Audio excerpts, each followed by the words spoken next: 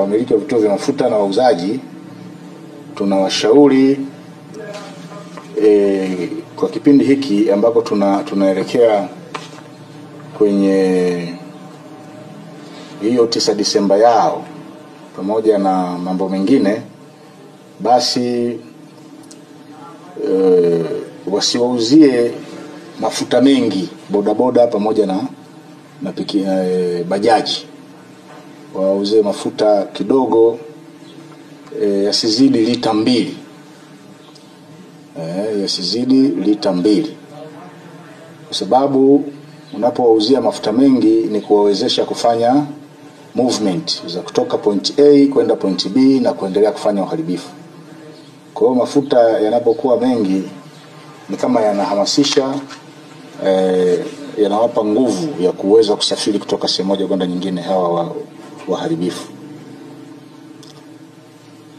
Kwa hiyo upande wa vituo vya mafuta tunajaribu watuelewe, tunajaribu kuwaelimisha watuelewe, kwa sababu wao ni wadau muhimu katika usalama. Wamiliki wa vituo vya mafuta na wauzaji tunawashauri kwa kipindi hiki ambako tunaelekea kwenye hiyo 9 Disemba yao pamoja na mambo mengine, basi wasiwauzie mafuta mengi bodaboda pamoja na bajaji. Wauze mafuta kidogo, yasizidi lita 2.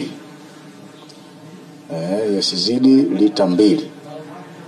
Kwa sababu unapowauzia mafuta mengi ni kuwawezesha kufanya movement za kutoka point A kwenda point B na kuendelea kufanya uharibifu. Kwa hiyo mafuta yanapokuwa mengi ni kama yanahamasisha, yanawapa nguvu ya kuweza kusafiri kutoka sehemu moja kwenda nyingine hawa waharibifu. Kwa hiyo upande wa vituo vya mafuta tunajaribu watuelewe, tunajaribu kuwaelimisha watuelewe, kwa sababu wao ni wadau muhimu katika usalama.